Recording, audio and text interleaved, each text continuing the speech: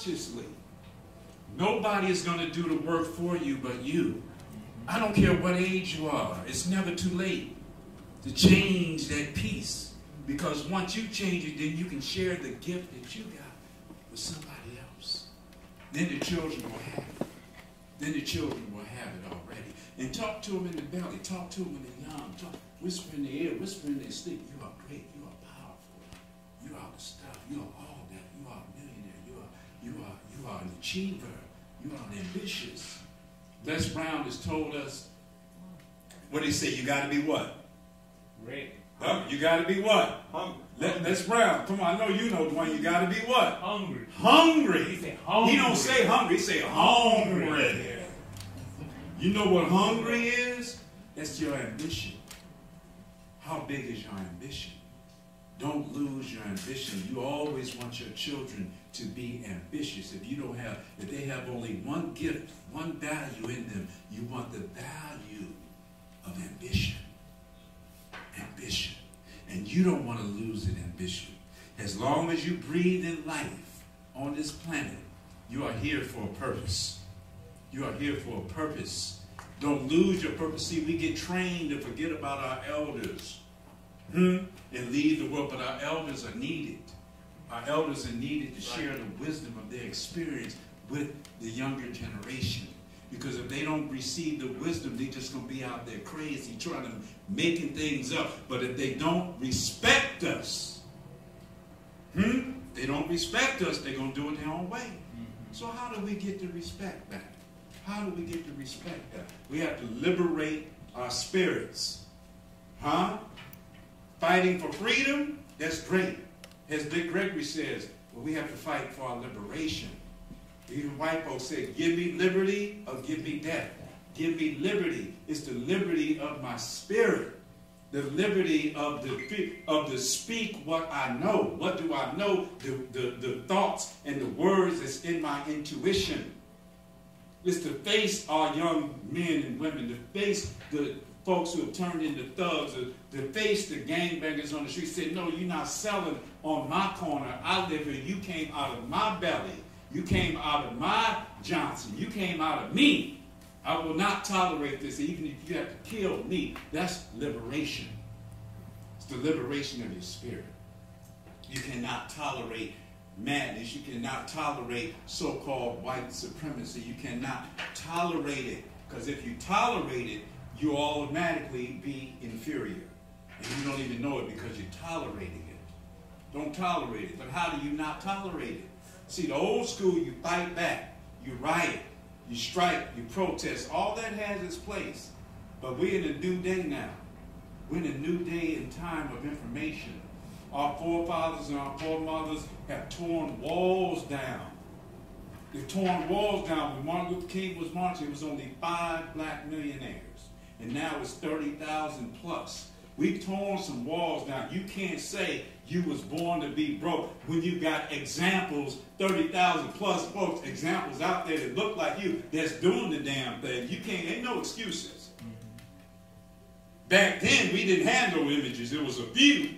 See, when Martin Luther King was marching and A.G. Gatson and the rich boys came, the Fullers and the rich black men came to him and said, Martin, look, man. We got him, man. We got him with this bus boycott. We got him by the balls. We got him by the ovaries. We got him. We got him. Let's buy the bus line. Martin was, no. We can't buy the bus line. We got to march for justice. We got to march for peace. We got to march for freedom. We got to march for brokenness.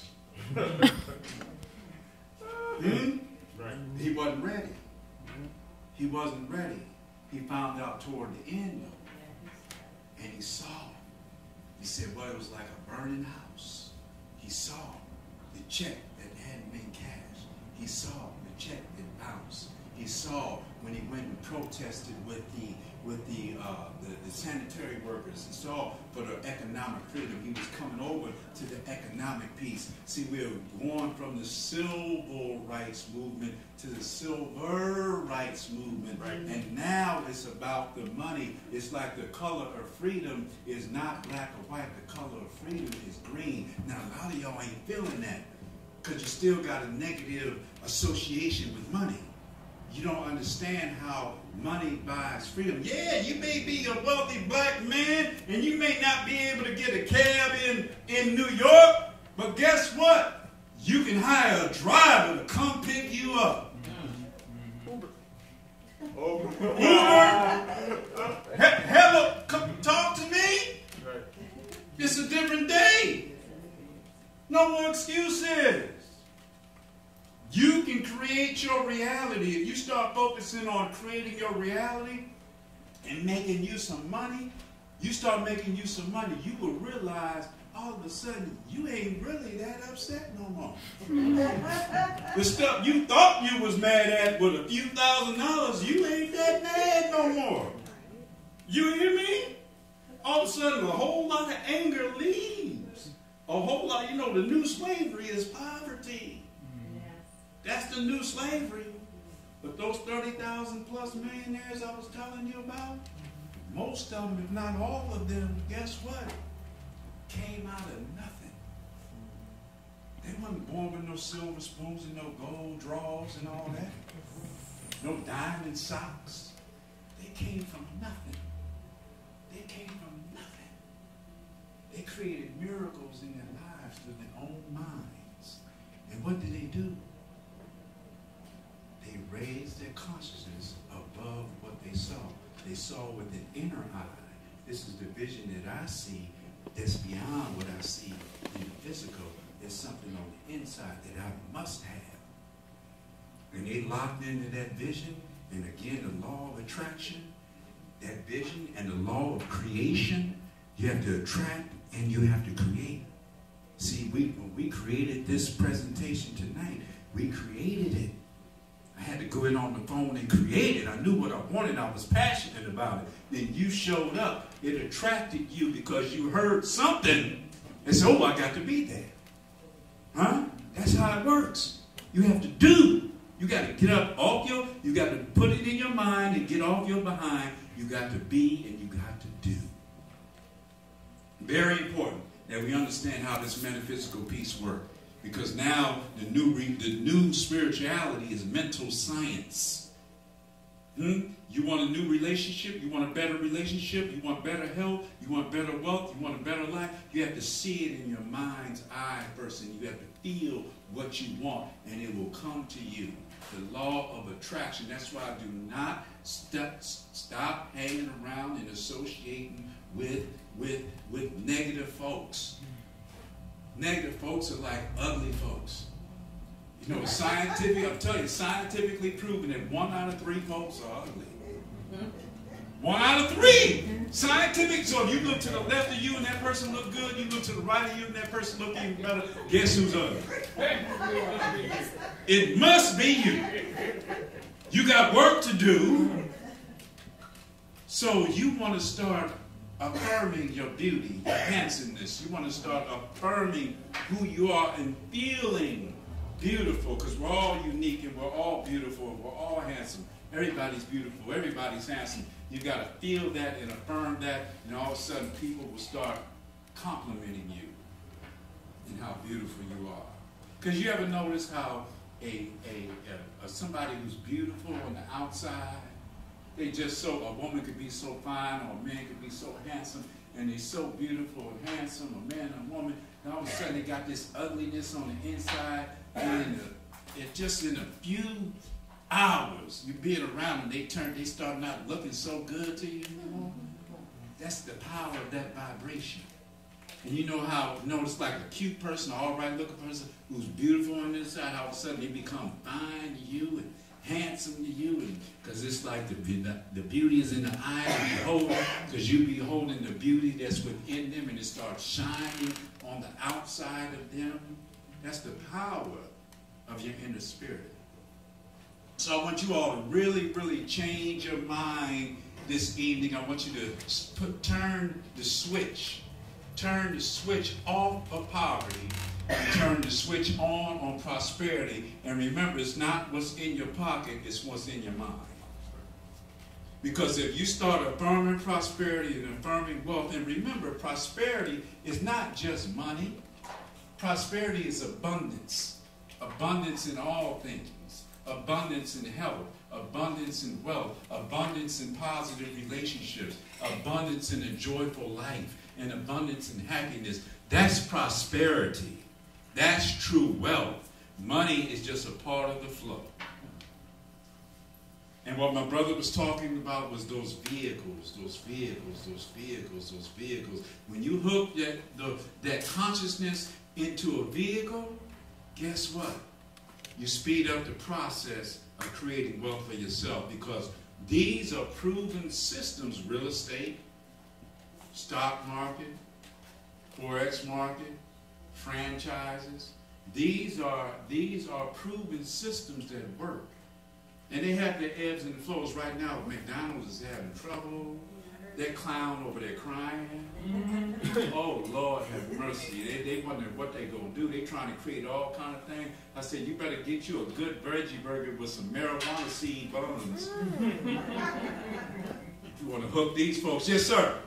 They own Chipotle. Chipotle. And they're doing well. And they're doing well. So they're being creative. That clown was serious. Huh? Yeah, McDonald's going down, but Chipotle going up. And they own Chipotle, so they're ready. They're ready for it to fall. See, they got a plan B. Huh? So we got to have plan Bs. It's called multiple streams of income. Y'all ever heard of that? MSI? Multiple streams of income? Multiple streams of income is when you have a variety of streams of money coming to you passively. I'm not talking about in the beginning, you can work 1, 2, or 3 jobs, but you want to work yourself out of a job. Because job is just over broke. J-O-B, modern day slavery. And black folks kind of know that. We kind of know that. What did we say? I got to go to the plantation. We kind of know that. We kind of know that. Yeah, right. We kind of know that. But we know a boss ain't nothing but an S-O-B spelled backwards. Double S-O-B spelled backwards. We kind of know that. But what you want to do is you want to be your own boss. But you've been reduced to be a worker. And they enjoy working, just like slavery. Some folks didn't want to leave the plantation because of the what? The benefits. I can't leave, I got benefits. They too good, master boss, too good to me. They would free them. They would free them. They'd come back, please, master, please, can I please be your slave master? Because that's all they know.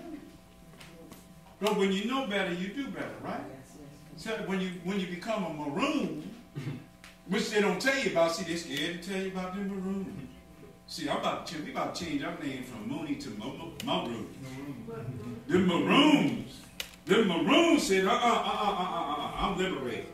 I'm leaving, I'm escaping the plantation. Right now, I'm gone. Bye-bye, see you. You cut off my foot, chop off my leg, whatever you got to do. You can hang me, I will not be your slave. I will sit here and die right now. Because I'm not living as no slave. I'd rather die a free man or free woman. You have people like that. You don't hear about them. They're your ancestors talking. You're free. Because you know when you're talking to their ancestors, you better be real careful which ones you calling on. You got some of them Sambos and Chunkbos that will talk to you and tell you, sell out, sell out, sell out, sell out, sell out. Don't listen to them. You got to turn them off. You got to listen to them good ancestors that was telling you, free. And you are your ancestor right now living in the flesh. You are it. We are the ones that we've been praying for. You just forgot. You waiting on somebody else. You waiting on Oprah to save you. Waiting on Bill Cosby. Well, Bill Cosby can't even save himself right now.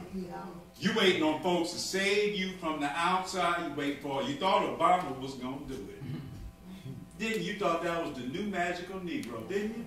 You thought he was walking on water. He was going to split the river. Look at y'all shaking now. Y'all know 8 years ago, y'all was Obama, the new Jesus Christ. Y'all, come on. Y'all know Obama, I heard black folks say, O is for Osiris. B is for Ba. I goddess for cut. They was putting all kind of spiritual stuff on Obama. Until they figured out he was working for them. He ain't nothing but a CEO working for the corporation called the U.S. of A. He got in there because they wanted him in there. They put your face in there so they could control the world and cool everybody out. Because right before that, black folks was about to riot like they're doing in Baltimore all over the country. They put him, everybody, shit, Obama, Obama, Obama. That's how it went down. But now we see the light. That's why I say, when will we learn? When will we learn? Lesson time. Learn the lesson. If you don't learn the lesson, you're going to keep coming over and over and over again till you get the lesson. And the lesson is personal empowerment and creating your own reality. No matter what's going on out there, you have the power to create your own reality, and you always have. There were black folks who were never slaves. There were black folks already here before white folks got here. Right. You ever see the Olmecs? That's right, in Mexico. Olmecs stand for me for Old Mexican. That's right. Olmecs, the heads, the big gigantic statue heads in Mexico that's facing the motherland that we know of as Africa, facing the motherland with faces and big nose and big lips and kinky hair and big black statues. And you know what some of them racist Mexicans say? That they got fat lips and a fat nose because the statue fell over and flattened the nose and flattened the lips, but it didn't break. What kind of craziness is that? But we know that our people was already here, already traveling the world long before Columbus. In fact, black folks is the one that guided him here. We're already here. Native Americans, we're already here. We're all over the world. We are the original, the aboriginal. We are the original wealth. We created commerce. We created business. We have to know that. We have to know that this business is not, remember, white folks was coming out of caves. They studied Kemet, Egypt. They studied us. They studied all the negative and positive. Everything was learned from us. Everything wasn't hunky-dory with us before white folks showed up. We was throwing spears at each other before they showed up.